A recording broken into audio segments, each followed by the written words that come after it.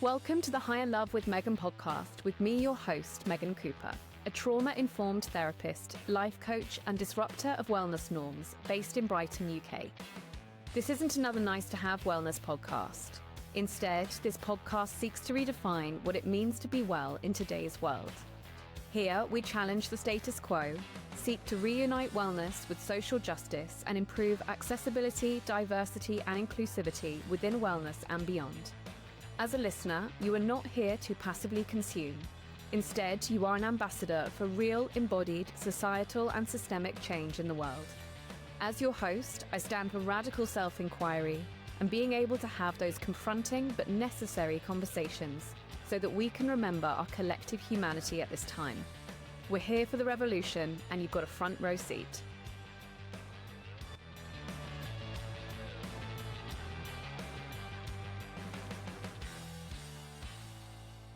It is great to be here with you today, Zack. Thanks so much for joining. Before we just hit record, you were saying, what are we going to focus on today? What's the line of inquiry? And actually, I've done something a little bit unprecedented in that usually I do a massive cyber stalk of people before I have them on and come in like, prepped. But I was like, I'm just feeling with Zack. Let's just kind of like riff, see where we go. I was like, 2026 so far is a bit of a crazy time. So let's just sit down with Zack and see what he has to say about all of this. Thanks so much for being here. Thank you for having me, Megan. Okay, so 2026 so far, we are on the 15th of January and I feel like a lot has happened already this year. So 2026, what do we think so far? Weird, full transparency. Not very familiar with what's going on astrologically, even though since I'm quote unquote in the spiritual sphere, I should be, but I'm not. But definitely feels like things are moving and swirling in some weird ways. I just felt like what it felt like for myself and a lot of colleagues and friends that I know in 2025, it felt like it was really a year of the collapse. And so like a lot of shedding around false structures or illusions, like I think any kind of like idealizations that we were having, whether that's like worshiping gurus or even worshiping political figures, right? I think all of that kind of crumbled away. And so you kind of see a lot of people in a stage of disillusionment where they're like, okay, like I know like a lot of the things that I thought were real or thought were this, like that's not true anymore. And then, so what is true? What matters to me? Where do we necessarily go from here? And I know for a lot of us too, that like the world is shifting and changing in dramatic ways all the time. Not even 2026. I was surprised with just in 2025 how fast like the AI thing seemed to move through, meaning that like we're just living in this world. We're kind of aware AI is there, but it doesn't feel like this like omnipresent force. And then suddenly, ChatGPT came in and all of a sudden this like massive tool was at our disposal. Some people were flying into psychosis because of it was becoming their best friend, right? And it was like, oh my God, the whole economy is going to shift. It's going to take over art. It's going to take over this. And then suddenly we just all collectively decided, fuck AI, and not from a, but then it was like we moved through that. And obviously with what's going on from a geopolitical lens, everything that happened in Gaza, right now with what's going on in Venezuela, Iran, and just kind of seeing the overthrow at least, or the pushing back against authoritarian oppressive systems. But then we have these deeper conversations about, well, around American imperialism and as an American citizen, like our place in that and what are we doing and how we can leave these places worse. So where's that line too? So I'm neurodivergent, and like just off the top, like this is where my head's spinning at as we kind of come into this year. Excellent, because I feel like my head is pretty much the same thing. 15 days into 2026, and I feel like I've got like 100 Google tabs open in my head on all of the different things that are happening around the world, and kind of have been in a little bit of like a washing machine of trying to be like, okay, everything is interconnected, but there it is, a lot going on.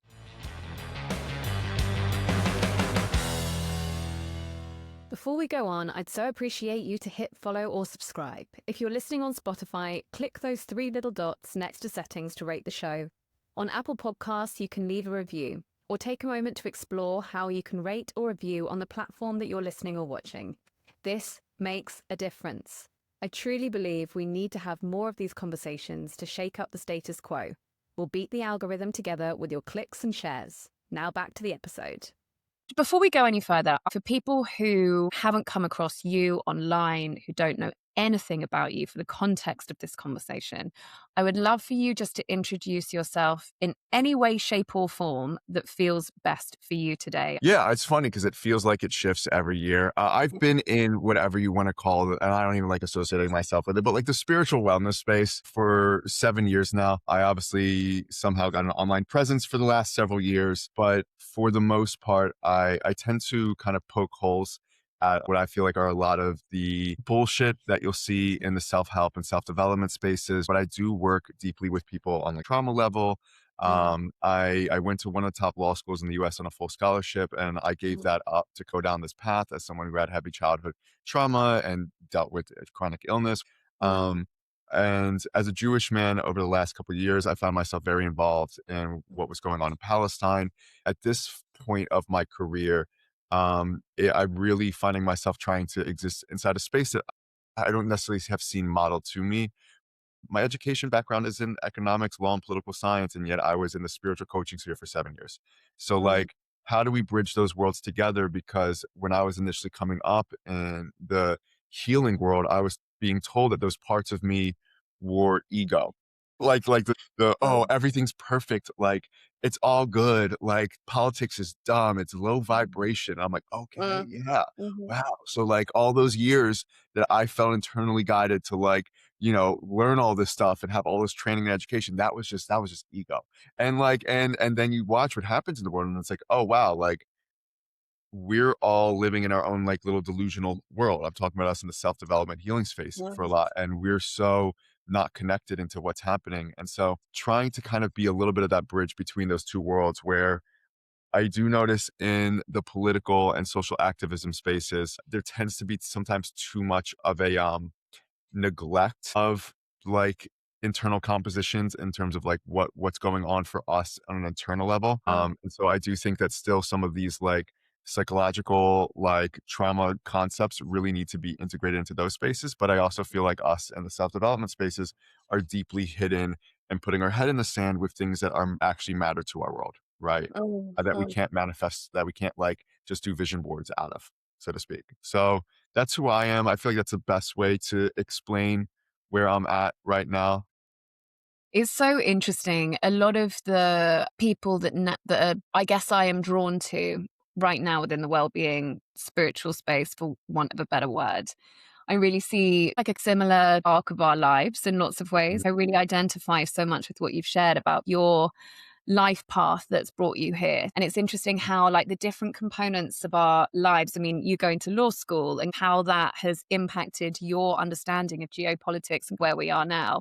It's interesting how these strands of our lives come together. I did my university dissertation on the psychology of fear during military dictatorships and then went into like a corporate world and then had a complete existential crisis with the corporate industry, Yeah, quit everything, yeah, moved to Australia, moved to Bali, taught yoga, had a yeah, and similar to you, I had a chronic health issue, so I went down the holistic health route, healed yeah, my body naturally, entered into all sorts of different healing modalities, and kind of went way off into my like, love and light yeah, era for a little while, and then I was like, I think I'm really stuck here, and had yeah, to come back down again and integrate that back into yeah, my reality. I've seen both you and I think Charles, who I had on my podcast last year, talk about that. It's almost like a rite of passage, I think, in a lot of these kind of spiritual circles of coming out of perhaps the life that we were told would make us happy by yeah, capitalist supremacist spaces, yeah, going into our sense of individuation and then grounding that back down again to be able to operate in the world as it is with the very complex realities that we have yeah, with a different lens of looking at it. I definitely see myself in what you've just shared there. yeah. I love to hear that. I mean, I love hearing that, and I can know, but I can relate because it's what I see from a lot of people in our sphere now. Mm, Um, it's kind of like always straddling these different worlds and like, it's going a similar trajectory. We feel a mm, kind of nausea to traditional what life and traditional mm, society, and we end up in this very westernized, like whitewashed wellness space. And Mm, we've definitely had some experience within ourselves that opens us up spiritually, that opens up self up to like different dimensions of ourselves. mm, But then it mm. also feels like we get funneled into like another capitalistic system that Yeah. is kind of just full of shit, you know? And so we kind of like, oh, well, we did have an experience, but now we're in a space and sphere that just feels like a corporatized version of like indigenous practices that's really bastardized and full of shit. And so then it's like, so then what do we do with any of this? And then then there seems to be like kind of a merging of all the different selves. And I think along the way, the one thing I'll say is that Western society as a whole is designed to fracture you psychologically and to Mm, freeze you and to kind of freeze you out of certain developmental states. mm, So even in our like leadership and power structures, you see a lot of male leaders and some women who never emotionally or psychologically developed. It's like Lord of the mm, Flies. A lot of us are stuck in child states of consciousness. mm. And so for us, we do get pulled out of those kind of traditional worlds and tend to ourselves and quote unquote re-experience the parts of ourselves that missed certain milestones growing up, Yeah. learn the tools how to tend to ourselves. And I feel like when we kind of come back in as this like integrated adult, we tend to then reinsert ourselves back into the spaces. And that's Mm, not a sexy thing to sell. You know, I mm. can't be on like, yeah, like integrate all your old parts so you can reintegrate back into corporate from a more healthy space. Like that's like no one's gonna fucking buy that course or program. So like it's a little bit be more aware of the tragedies of the world as you have now realized that Bali's full of shit. Like, you know, and it's a difficult thing to sell too. So I mean, you know, it's like being stuck between a rock and a hard place. Hear you so deeply. I definitely hear that. Um, I had a question. One of the things that you mentioned of being in the spiritual space and hearing these things of like politics is low vibrational and and anger is low Yeah. vibrational and all of the kind of natural responses that we have to seeing the complexities and the realities of the world that we're living. Did you see that for what it was, which is essentially privilege at the time? Was your BS radar on with that? Because mine wasn't. I was well bought into that. No. So there's no moral superiority from me here, but I'm curious how it was for you. No, I got tricked. Which was a really odd experience. It really hurt me and harmed me from a psychological emotional space Mm, because like my background, like obviously like overcame a lot growing up, but mm, like my education background and my experience in life, like I lived in South Africa for a time, but I was on the like the other side of that apartheid fence, like living inside communities that were affected by apartheid. And my education background was in economics, political science. I went to a top law school. I wanted to be a child mm, advocacy lawyer. Um, I had spent my early mid 20s studying revolutionary leaders, right? Whether it was mm, Huey P. Newton, Malcolm X, Nelson Mandela, right? And even presidents such as Abraham Lincoln and how they held those mm, positions correctly, in my estimation. That everyone won't agree with that. And so this has been such a big part of who I am. And then mm, I go through this awakening or this opening, right? mm, Which some of it was induced by recovering trauma when I was in law school. And obviously now, like you are perceiving into elements of a metaphysical reality, the 4D, 5D. I'm not going to use that language, but like you are questioning things. Like you're malleable now. Like you're like, wow, reality isn't necessarily how I perceive it. What's me? What's not me? And so when you enter into these spaces and you're in a really vulnerable space where you're questioning your identity, you don't fully know what you are right now. You are recognizing that some of your personality is deeply entrenched in trauma, and people are coming into you that are quote unquote gurus or like, you know, painting themselves as an authoritative figure. And they're mm, telling you that like the political stuff doesn't matter, that like your interest in these things were more derived from a trauma response. You start absorbing it and taking it in, you know, and I was out there like my first year in this field, like regarding, I wasn't a practitioner necessarily yet, but regurgitating like, everything's perfect. That's what my mentor said. Everything's good, you know? mm, Um, but like there was this really prolonged disassociation with me. mm, And I think for me, um, it kept coming up because like I was doing all the tips and tricks that all the therapists said and all the wellness influencers said and all the spiritual gurus said, right? You know, I was like a fucking Alan Watts mixtape at that mm, point, right? mm, And I was just like, I still felt there's this massive void inside me. It was so weird. And I'm like, but I'm doing what all the white people are telling me to do, you know? Like I'm mm, doing it. And something's still so empty. And that's when I started putting together that like I was being brainwashed, you mm, know? Mm, And one of the big catalysts for me was knowing that like I really did have whatever you want to call a spiritual awakening thing, right? And I feel like that language has been so distorted at this point. Something happened for me. mm, Like something really opened for me, and it was a profound experience. Like it really was a experience of like I went from being an atheist to like, oh, I understand what God is. I understand what they're on all these different religious scriptures. Like I understand what they're talking about. Like I get it now. mm, This makes sense to me.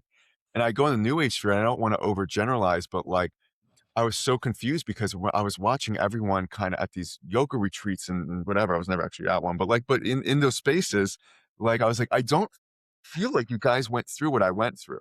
mm, Like it mm, feels like this is a performance of what people have told you this is. Not everyone, right? mm, But especially in the online world, I saw that a lot. I'm like, this doesn't feel like, guys, this experience wasn't me just floating around, like opening up my sacral center, right? Like, I mean, I like this was painful. And like this was ripping apart my physiology and bringing me into contact with parts of myself that I had hidden. Like, and what, like, this isn't that. This feels so weird. So, yeah, I got duped, and it took me a few years to figure it out. And then I obviously, as a Jewish man, with what went on the last couple years, that was the final thing that flung me out of all the bullshit. Where I was like, mm. okay, no, And then, one last thing I'll say is like because of my experience in like narcissistic family systems and like and things of that nature, like I don't even identify as left versus right at this point, but like I knew when the Trump second presidency was coming around this last time, I was like, do you guys not see what this is? Like, this isn't like I'm left and so I'm calling this guy out. Like, this is basic like awareness, like of what a Mhm. personality structure is. Do we not see? And it just felt like everyone was getting calmed and bamboozled. Just even witnessing the magical thinking that went along with that, like the spiritual sphere, like started idolizing Trump, which I thought was ridiculous. And they're starting to gaslight me if I'm not awakened enough, I'm not seeing it. And I'm like, no, you Yeah, guys are fucking stupid. Like, I'm yeah. sorry. That was love and light, right? I was like, no, you guys are fucking stupid. So like, just that really also broke the disillusionment too. I think Mm, Palestine really flung me out wherever I've left. And then seeing people paint Trump in the sphere as this martyr and savior that was going to take down the deep state. And I'm like, yo, I lived in New York. The guy was just a massive con artist. What are we talking about here? I was gonna ask you, like, the whole Trump spiritual thing really, like, pranked me out because I was Yeah, like, "Look, I'm so open to being wrong here. Like, yeah, if he's here to, like, save the day, like, yippee, but, like, I really don't feel like that is the case." yeah, I'm so open to being wrong, and I really hope that I am. But, yeah. like, what the fuck do you I find it so triggering to even, like, talk about now, but the whole, like, spiritual community loving Trump, like, this whole, Yeah. like, kind of new age what do you make of that? A lot of people have daddy issues. A lot of Trauma. us, It ends in trauma. yeah, like a lot of politicians on the left are like, hold them up as like you, like these are the beacons of like morality and ethics or whatever. Trauma is trauma is just the answer, full stop, Yeah, just trauma. yeah, but it's like, well, I mean, the spiritual new age sphere was like, if we had issues with mommy and daddy, like we're still looking for someone to save us, Yes, right? Like totally. someone's got to save us. And so a lot of us enter into like the spiritual sphere because we're still deeply hurting and we're Yeah. looking for something. And that's why a lot of there's so much guru complexes in Mm, the new age sphere because we're yeah, searching for a savior and people playing those roles and we put people in those roles. So it's this thing. mm, And Trump was someone that painted himself as a savior or guru, or people at least started attaching that to him, but he mm, played into it too, right? mm, Um, mm, as if he was this like, vigilante who was going to come in and save the day and bring down the bad guys, and he mm, painted himself as that. And so I do give credit, at least like in terms of when people go through these awakenings or these dissolutions of self, they start to see through the false shit in the structures. And so a lot of people did recognize that there's so much corruption embedded in our government that yeah, like we are participating in a system that is designed to work against us. mm, And so in that, we're kind of in this limbo space. And then someone else from quote unquote outside the system, even though they're remotely not, comes in and says, I'm the savior, I'm going to take down. We attach ourselves to that, mm, um, but it becomes its own form of psychosis. yeah, And I also just think in the spiritual wellness spaces, there are not a lot of healthy examples of masculinity. right? There isn't. Like, it's a lot of, I'm gonna say, like, energetically castrated, like, or very parasitic, predatory, like, guru, like, masculine, whatever, that's seedy and mm, gross, you mm, know?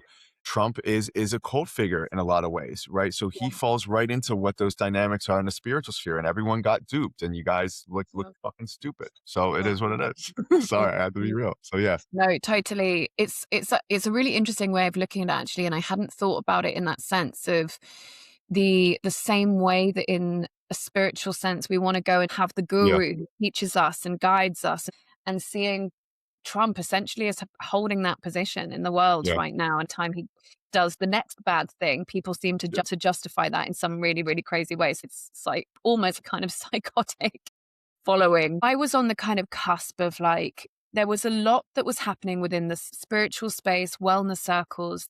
I'd had some kind of challenges with for a long time. The fact that like the wellness space didn't seem to have a lot of democracy to it in terms of if you can pay for services, you get access to them. And if you can't, then sorry, there's no healing for you. It's not really catering for, socioeconomic Yeah. barriers. Yeah. Also, this serves really well for white bodies, but like Yeah. diversity, where's access? Like Yeah. where the kind of conversations about racial trauma, like not Yeah. in the space that I was in. So I was already starting to see a lot of these cracks and actually like replication of white supremacist hyper capitalism Yeah. embedded itself into wellness. That was kind of Yeah. like happening for me. But the thing that really broke the camel's back essentially on that was Palestine, Yeah. because what I was witnessing live streamed through my phone every single day. Yeah. And then what I was seeing alongside happening in the wellness space, it was just like children being blown up, someone selling me collagen, Yeah. someone being blown up, someone giving me journaling prompts. It was just so bizarre to me, that Yeah. passage of time. And it sounds like that was a similar experience for you. I'm curious how that was for you as a Jewish man over the Yeah. last couple of years watching what was happening with Gaza. It was difficult. I hate to use this language or whatever, not to minimize what happened, but like just being present to the experience brought me back to myself a little bit too, and brought me back to my own Mm, values and principle systems and what mm. mattered. What happened with Palestine is really interesting because for me, I'm a Jewish man. I never went to Israel. I signed up for Birthright one time when I was 20. They rejected me. I didn't know you could get rejected for Birthright, but I did. I And then didn't I know you chose could either. I On what knew grounds? yeah, and then I chose to go to South Africa instead, and then ended up Okay. living in an all Muslim community, working in all Muslim community. So it's like I experienced the flips. It's kind of funny, Yeah, right? That I went yeah, to an apartheid state or a state yeah. coming out of apartheid, and then experienced it from the other vantage point. Mm, So anyway, so when October 7th happened initially, I came in. I had I would say a small to moderate level of awareness around mm, the mm, dynamic and what mm, was going on. I went to Hebrew school. I had a bar mitzvah. Family was Jewish, but I also spent a lot of time in not Jewish spaces. So I wasn't like ideologically wired to like, I was coming in quote unquote fresh, so to speak. mm, Right. mm, And so right after October 7th happened, I got really sick for the first time in a mm, long time. mm, And that was like a really weird experience of like, it was 2 days afterwards, and I used to have issues with chronic kidney stones, and then that went away for years, and then suddenly I had a kidney stone attack like a day or 2 after October 7th, and I was like feeling pain and feeling this, and I'm like, "Yo, I'm like connected into this yeah, somehow, okay?" And obviously I had my platform and influence, and I've gotta be honest, Megan, like I took out my phone, I questioned myself because 'cause I'm like, "I really should not be speaking on this. This is not my mm, place. This is not my space. This is not my mm, not my where my realm of knowledge are. There are people way more knowledgeable to speak about this, but I really got like this really deep hit that this isn't mm, like me searching for clout or something. Like I'm a Jewish man. I've been in the healing space. I have some perspectives even from a trauma lens. Like let me share what I know. And so I did. And I gotta be honest, like initially I shared like a both perspectives thing right after October mm, 7th, right? And I got hammered, mm, like I had people screaming. And I was like, okay, like I've got to learn some things here. And I stepped back, and it was one of those things where I had a platform. I had, 100,000 plus followers across social media. And I said, okay, like, you know, you can use this platform to promote your next whatever fucking, supplement service, right? Or like I could say, hey, I have these connections. There's so much online propaganda. I'm trying to weed through and understand what's going on. If you're mm, Palestinian or if you're Israeli, reach out to me. mm, I need to understand what's going on here, right? Especially being Jewish. And Israelis and Palestinians contacted me, and I got on one-on-one calls with them. And I'm going to say this, like, nothing against the Israelis, right? But like, I just started seeing through certain things, and I was understanding why the initial video I put out, people were really like upset when I was kind of taking both sides approach or whatever. And they're like, no, like you need to like, you really need to understand what's happening to Palestinians. And I would talk to Palestinians and I was like, oh, this, I get it. Mm, Like, and especially someone who even grew up in a narcissistic family system, this whole thing of being painted by the world as like the bad one or this and that, and you're stuck behind checkpoints, and like your voice, your truth is not able to get out there. And you're subjugated, mm, and oppressed. And I was just taken back by my Palestinian colleagues, and mm, talking to them and understanding their family situations, mm, and my heart just ended up breaking. And there just became like this crossing of borders, so to speak, even if it was from a heart space. And that really showed me in those moments, like, this is what this is about. This is what this is supposed to be. And I've always been empathetic as a man because of what I've gone through, and I can empathize with these people's stories, and it's not coming from a BS virtue signaling space. Like, I really, I'm here with you guys, and that's what kind of really just opened things up, and understanding, like, even with the platform I have, this has to go in a different direction than what it's gone. Like, I don't want to mm, just be a whitewashed wellness influencer. That was never supposed to be me ever. That was all the voices in my head who wanted to make money off of me and my presence. mhm, And so that's when I started directing things more to what's going on overseas, and then tending to the elections, and slowly finding my voice as something that's being taken seriously in the geopolitical realm and what's going on in America. And a lot of my trauma is from American institutional systems. So how the hell could I mm, avoid this if I, as a mm, trauma healer? So mm, that's what brought me into the space, and I'm happy it did. And as I did, I felt myself, like, I got to be honest, like, working out of some spell that I had mm, been in. Um, I had issues and trauma that absolutely needed to be worked through, quote unquote, before I had my awakening. But like, I was very present to myself in the world going on, and then suddenly I'm being told that all the parts of me that went to law school, the parts of me that studied political science, like, they don't matter, like, mm, and that takes you away from yourself. And I felt myself coming back to me through that, mm, and felt like me again, and mm, there was a time in the whitewash wellness space where I did lose that connection. I didn't feel like myself. I felt like a version of what people were telling me I needed to be, from a bastardized spiritual lens, so to speak. mm. Wow, I can so resonate with what you just shared in so many different ways. And, the experience that you shared there of like coming out of a chapter of your life in some kind of way.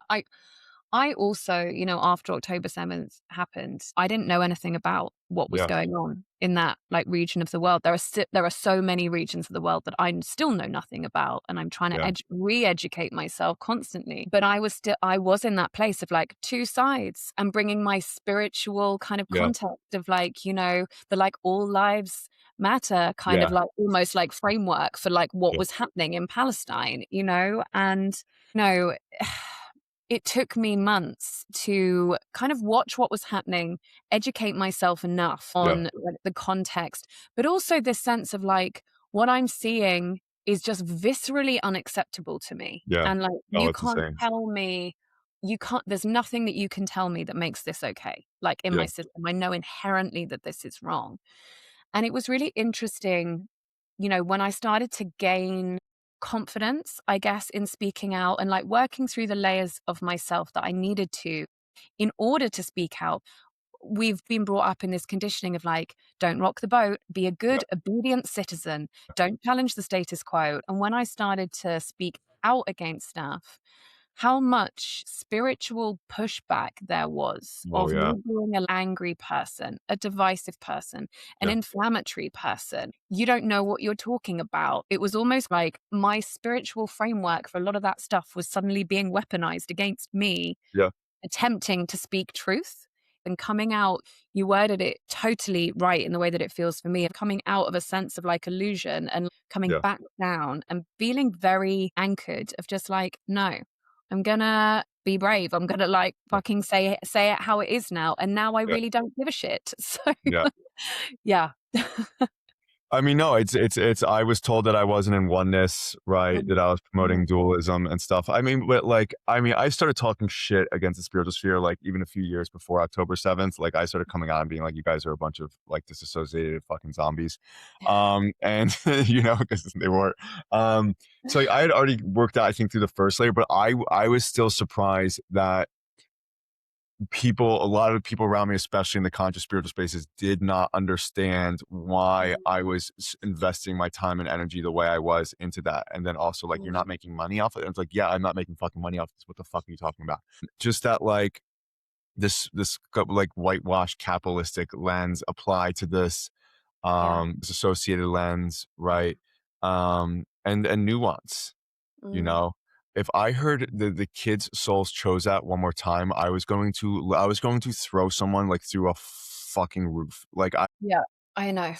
there would have been violence. So like that love and light. So it was Especially really because it's like, well, that works very well for you that like your soul chose to what? Like go and live in Bali yeah. and live and like sip cocktails on the beach.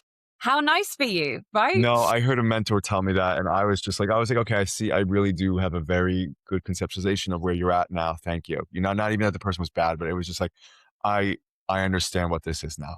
I Yeah. appreciate it. Thank you. You know, it's like the weaponization of these concepts to Mm, like to turn away from discomfort, you mm, know, or to avoid truths in reality that you don't know how mm. to interact with. Like your skill set's not Or there. like You know. all is happening exactly as it should. Yeah. It's like, okay, what if your house gets bombed? Then shall I just use that Yeah. too? Like the fuck? No, and this is what I had a problem with too, and it woke me up a lot of things. It was this intersection of privilege Mm, meeting these like real world issues mixed in with these spiritual constructs and concepts that mm, hadn't been integrated into someone's awareness of privilege and how that interacts with the broader systems in the world, you know? yeah. Um, and also like the invalidation, the gaslighting of people who don't come from privilege, and that there is a different situation there. And Mm, this has been something that had been always deeply frustrating for me because like, yeah, I'm a white Jewish man, but like I did not grow up with a level of privilege or access that some other white people had, you know? mm, And so I was like, I can only imagine what people of color are being gaslit into, right? mm, Because like I was at a top law school and I couldn't afford my type 1 diabetes medication to stay alive, mm, you know? mm, And like I've seen these ways that like these systems still were like harming me and not having access to healthcare I needed, you mm, know, where you think I'm in a position where I've worked to be able to get that. And then I'm just being told it's a mindset issue. And it's like it's not, guys. Like it's not always that. mm, And the systems are designed to hurt mm, certain groups, and we're not taking that into account, and you're applying a perspective, a vantage point that is so different from other people, and you're almost shaming them while hiding behind these spiritual constructs. And it's white supremacist, and I gotta be honest, like sometimes, you know, liberals piss me the fuck off, sometimes mm, leftists do piss me off, and so, mm, you know, so certain languages sometimes wouldn't connect immediately. And then I was like, oh, this decolonization thing, like, Jesus, I need to learn this because I'm mhm, seeing visually the problems, and I'm seeing how, as a white dude, these mentalities still live inside me, mm, right? The sphere is a very colonial, like it's backwards. They're taking indigenous practices, but then applying it through a supremacist lens, and then dropping it on the rest of us and making us feel bad, and then it's just compositing more shame while you guys are once again extracting and profiting off of us. yeah. So this is weird, you know? Totally, totally. When I just accepted that the vast majority of our wellness and spiritual space replicates systems of white supremacy, Yeah, I was like, okay, this is something that I need to take a massive step back from, yeah, basically relearn the entire framework for how I see the world and yeah, navigate my space within it. yeah, And a friend was over for dinner earlier this week, and she was saying, it feels at the moment like there is this real kind of like fracturing between people who are continually informed in whatever way, shape, or form that yeah, is for them, and then people who are really doubling down on yeah, not engaging at all, Yeah. despite everything that we're seeing. I'm curious to ask you, what do you feel has to happen in our wellness or spiritual space in order for it to evolve? Grow the fuck up. I'm serious. Like, I'm Mm, serious. Like, grow up. Like, grow mm, up. I see a lot of spiritual wellness space. They are interacting with reality like privileged mm, little children. mm, mm, Okay. And not being cognizant of that and dancing around like kids. It's Lord of the Flies. You mm, know, mm, every day is what I want, what I need. I work through this wound or whatever, and mm, um it's bullshit, to a degree. Okay. And mm, so that's fine if you want to exist inside that space, if you want to fuck off and do all that, like that's mm, okay. But don't put that on the rest of us as if that's normal and that's where we're supposed to be, right? That is your choice. This mm, it shouldn't necessarily be normalized. The spiritual wellness space is also existing in mm, the Wild Wild West framework. There's no regulatory or ethics or oversight body. And then you have all these practitioners. And I got to mm, be honest, there are practitioners in our space who are so wise and skilled. And I feel bad for them because they're existing inside a mm, framework where society doesn't take us seriously. As someone who's trained years in energy mm, healing myself, like we're existing inside this framework that doesn't take us seriously. But it's like you can go and do a 2 weekend workshop and now you're a Reiki master. Of course, no one's taking that fucking mm, seriously. So, like, having real frameworks, I have to be honest with people coming in, and I don't think we should be nearly overregulated to the degree like that the mental health sphere is. But yeah, there needs to be something. There needs to be some type of universal body and structure within our sphere where we can come together and create some systems here. We're lacking it and begin to all act like adults together. mm, mm. Do you feel like there is a shift in the wellness and spiritual space? I sometimes feel like there is, but then I also appreciate that I have created more community. I perhaps exist in this fortified chamber of connecting with more Yeah. people in that space. Do you feel like there is a shift at all? No, I absolutely do. And it's weird because I've asked myself questions over the last few years if I'm even supposed to leave the sphere and even made some efforts to return to more traditional employment because like Me too. I've seen No shade there.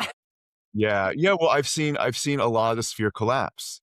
Mm, I've probably seen like 80% of the quote unquote coaches and practitioners are no longer coaches and practitioners as at least full time employment. Like they've returned to traditional employment. So like, mm, and some of them are great, but I think kind of like the jig is up. But I think a lot of like the exploitative and like pyramid schemey stuff are starting to fall away. You watch a lot of even quote unquote big spiritual influencers like lose their minds and not even recognize that they were losing their minds.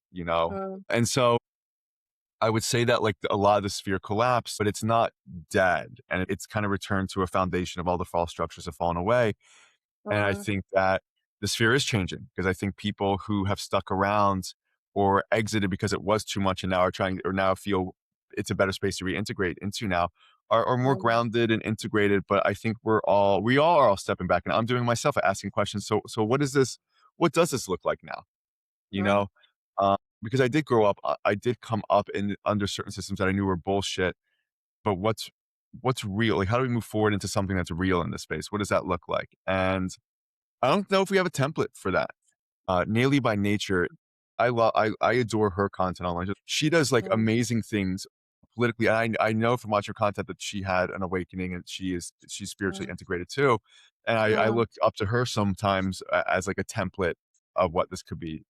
But I don't know yet. I think we're in the infancy of whatever this is. Yeah, it's really validating to hear you saying that because somebody asked me that question earlier today, and I was just like, I don't fucking know the answer to that. And I really agree with you that I think we are seeing this, well, what comes next, reimagining possibility beyond having systems that really support supremacy culture to remain in place.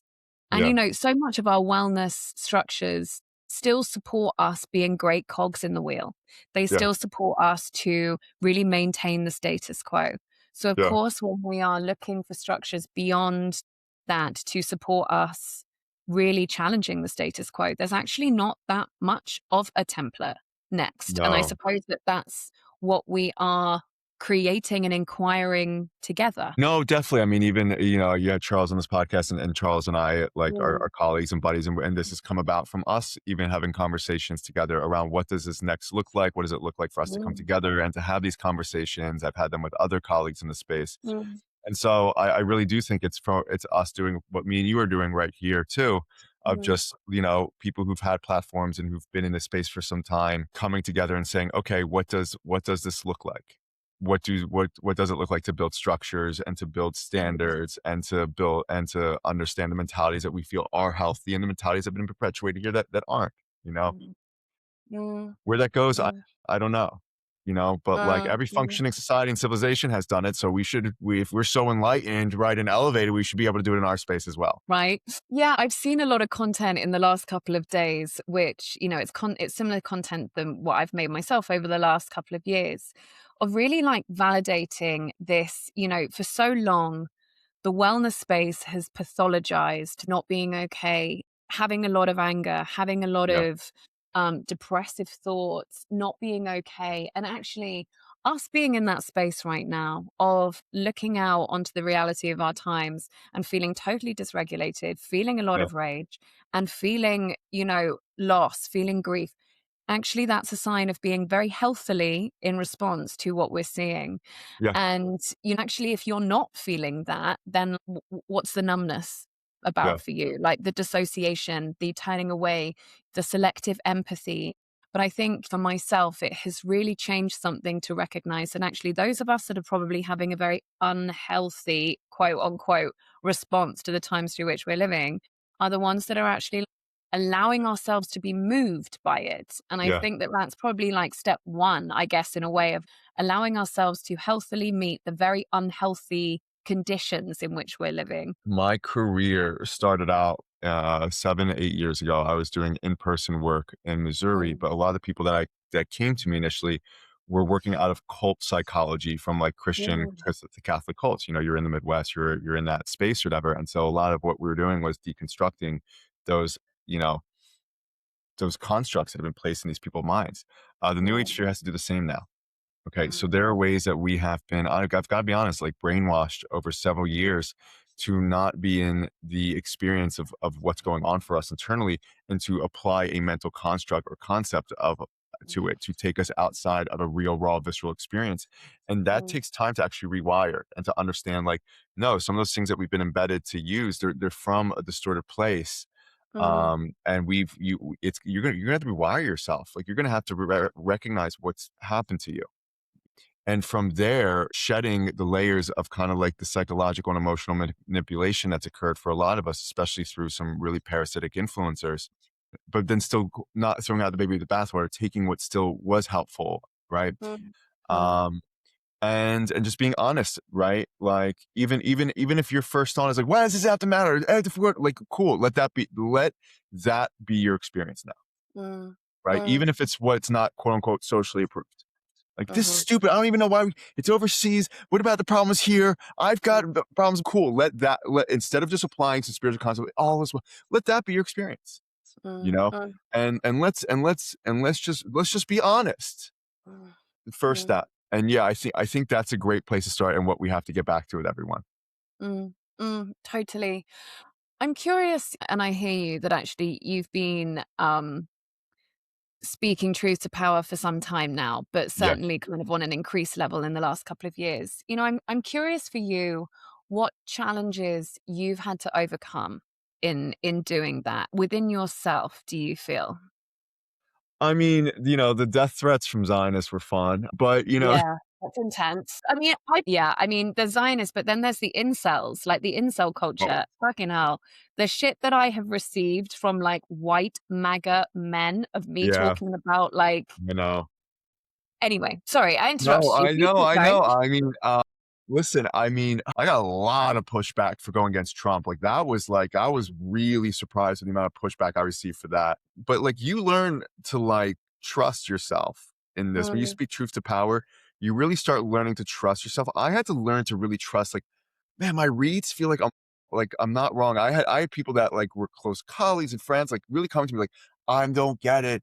I don't get what Elon and Donald are doing. I'm like, I I know cons. Like, and I'm not over here like sticking up for Biden in any way. So like it really does teach you. I really taught to like hone in and trust myself. Yeah. I had to learn how to not feed negativity, meaning that I would have people comment really negative stuff. I never replied to them unless I felt like it was a learning opportunity for everyone else, right? Mm, That like you're not going to get my attention and energy just by trying to provoke a response from me. mm, And so, yeah, I mean, it taught me a lot about how to interact with projections. And when you're in the spiritual sphere, especially when you're like a whitewash wellness influencer, like people are like, oh, you're so great. Right. And to be in the space now where like half of people are like, fuck you. And half of people are like, yeah. I mean, that's a different space to exist in. So it's going to blow mm. apart your people pleasing. Any people please. There's no like quote unquote like self-help tool that was going to dissolve my people pleasing more than speaking out on Palestine. Like that, that any people pleasing part of me, they got ripped to the surface and chucked right there. There's nothing. I ain't people pleasing no more. Yeah. So that definitely like got worked through. Speaking to power, just it confronts you to trust your truth. It confronts you to name the things that you know are harmful and to not back down. uh, Mm, I've not relented on my takes and have stood my ground on them. And it mm, also teaches you like to really be honed into a principle and value system mm. where the spiritual sphere kind of tries to teach you that's malleable and there's no right or wrong. It's like, no, this is right, this is wrong. And I'm going to stay congruent with that, you know? Yeah. So I think those are the biggest things. I love that. There is no self-help tool that will help you more than speaking out against white supremacy. Yeah. It's like you want Ready. to throw yourself in at the deep end Yeah. of not being a people pleaser anymore. Yeah, go and do a video Yeah. about white supremacy on the internet and Yeah. see how you go. There was a video that I did after the death of Charlie Kirk, talking about selective empathy, and God, it had like 500,000 views within 24 hours. Oh, And wow. it had got into like an algorithm of MAGA supporters. Ooh. Nothing could have prepared me for like the comments, the messages, the abuse. It Yeah. was so intense. We had a friend come over for dinner that night, and I was like, "This is the last time you'll see us. We're both deleting our social media. We're changing our names and leaving the country. You'll never see us again." Yeah. But once you've had a few of those, then it definitely kind of shifts some layers for sure. Yeah. With your social media, I've seen you've recently moved towards kind of Substack and kind of longer form. Yeah. I'm subscribed to your newsletter. I Thank you. read them all. Yeah. Um, Great. but I appreciate that. but there was a video that you did a couple of months ago, and I Yeah. think you might have taken a little bit of a break from socials, and you kind of Yeah. came back on, and you were like, I'm going to keep creating content, but I'm no longer going to do it in this kind of 90-second clickbait, us Yeah. having to have an opinion that we've like polished and made No. super engaging. But I am going to keep showing up, but I'm not going to put much effort into it, Yeah. in terms of it being polished and it being Yep. perfect and it being clickbaity. I loved it because I was just like, this is how I'm fucking feeling. Yeah. Since you did that video, actually, it kind of really, really opened up a few avenues of my own reflections on how social media has really funneled us into always having to have an opinion and it Yeah. having to be engaging and it having to be clickbaity for the algorithm, and it needs to captivate people in the first Yeah. 10 seconds, and like and Yeah. how much that fucks our idea of processing and communicating information. How has that been for you, having a little break and coming back to it? I mean, I've been disappointed. I've had to have my own like grieving process because I had invested so much time and energy building up a platform on Instagram, and it used to be a really good space to connect to people, to share ideas, to learn things that I wouldn't have otherwise learned. And over the last year, I almost felt sick when I was getting on there. And then I definitely took some space and I really had to sit with how that platform was asking me to interact. And I was like, there's some ways that I'm showing up that feel like I'm being bended to trying to Mm, fit into something that I know mm, doesn't feel congruent to me. And I hop on the app and it feels like like a Black Mirror episode. It feels like a dystopian nightmare. You know, Yeah. it's just a bunch of screaming and this and that and grifting. And I was just like, this isn't it. Like these platforms should allow us to express ideas and to come together and to have constructive dialogues about this. You know, Yeah. Yeah. I've made a mockery of things online lately because I recognize that if I just say Erica Kirk in something, that the algorithm shows my content to 5 to 6 times more of my followers. I just have to say something that's trending and have a controversial take. And that's the only way my content will get shown. My content's not even going to be shown to people who have chosen to follow me, right? The Mm, algorithm now gets to decide if that happens, and it gets decided based on my ability to provoke an emotional response and only speak mm, to something that's trending, right? And so mm, it puts people in these online left versus right echo chambers. I watched the horror of that with Renee Good this last week. mm. I was like, this is so disgusting watching this woman's death just be put and split. And now you're watching all the influencers gouge on it and just Yeah. like, it was this, it was that. And the algorithms promote. And I'm like, this feels so gross to me. Like, Mm, what the fuck are we doing here? I've made a decision lately that I create content for Substack.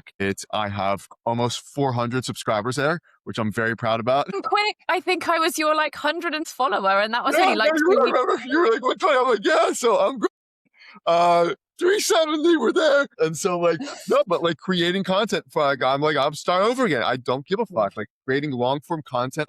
I've had discussions with people on Substack where they disagree with me and like, I can't believe you said this. And I comment back, I'm like, hey, no, but you're not considering this. And they go, well, thank you. I actually wasn't considering that. That's so, I'm like, oh my mm, God, we actually came to a resolution together. Like mm, that would never happen on Instagram. mm, Because mm, the energy of the space is just not designed like that. Substack has been a lot better. It's promoting actual thought. It's promoting actual depth. You're not a slave to the algorithm. People decide to subscribe to your work and they will receive it in their email. And so it becomes a create for creation's sake rather than create to consume and virality. And the political grifting space is really gross to me. And as mm, someone who's now speaking on that lens, I am really trying to dodge what that is. I see it. I see people, if you say a controversial take and you parrot it, and it's something that either the left or the right wants, like the mm, algorithms will pick you up, explode you. Now all of a sudden you've got a big platform. It's not a good energy and it's not an energy that's being constructive to something that's helpful. So I've been trying to dodge that space as much as possible. And I think not creating content for Instagram right now, at least, mm. has allowed me to step away from that energy because I really want to make sure that's not something. I don't want to go from trying to avoid the guru energy to the political grifter energy. That's just, sorry, not it.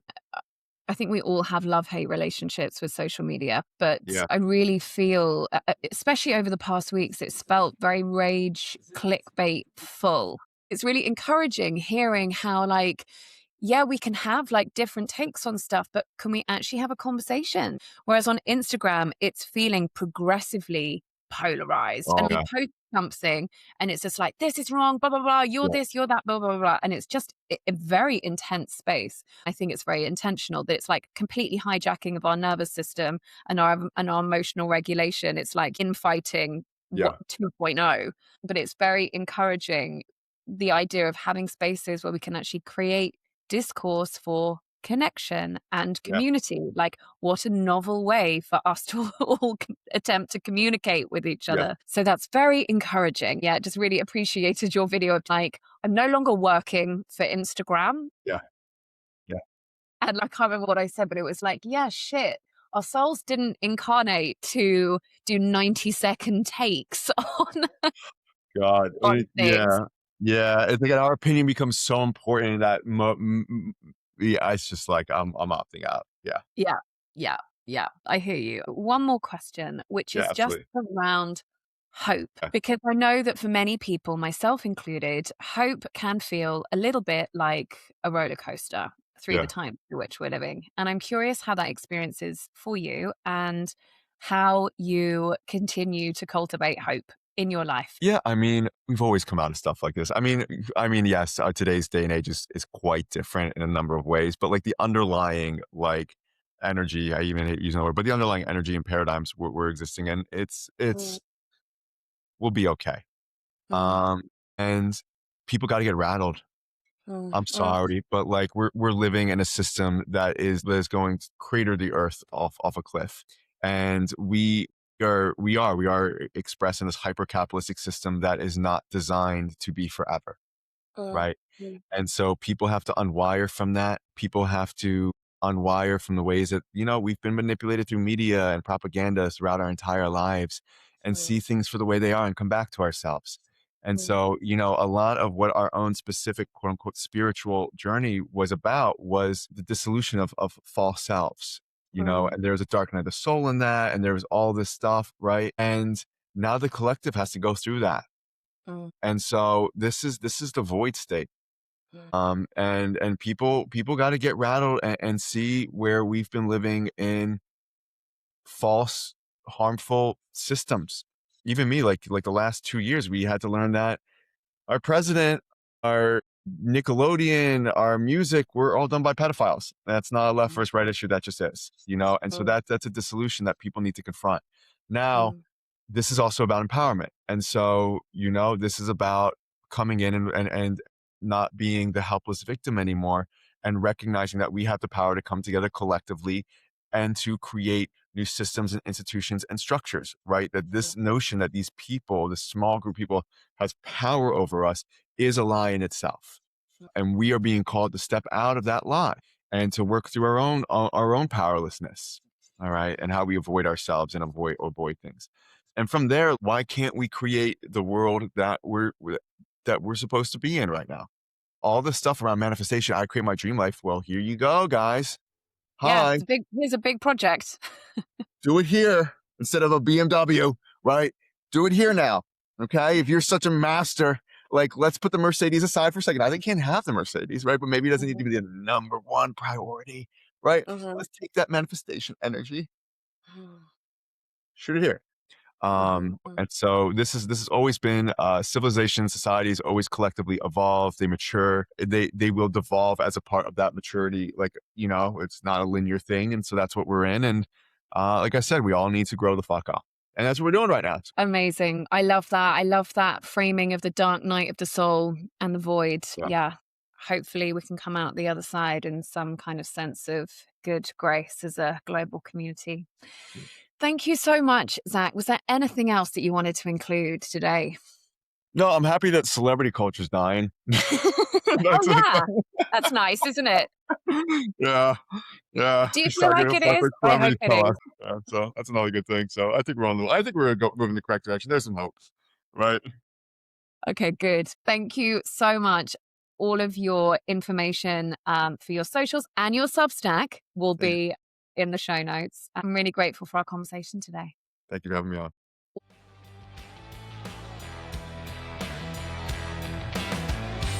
Thank you for listening. It's great to have you with me on this journey towards higher love for all. Our time is our greatest commodity and gift, so thanks for investing it in yourself and sharing it with me. Please do take a moment to rate and review the show, all of which enables more people to find me and for me to connect with more great guests each week for both yours and my enjoyment. All links, references, and contact information is detailed too within the show notes. And I always love to hear your feedback, so feel free to hit me up on my Instagram at higherlove_with_Megan or via my website higher-love.com. Send your takeaways, and if you enjoyed this episode, please share or send on to someone else who would benefit. Until next time, big love.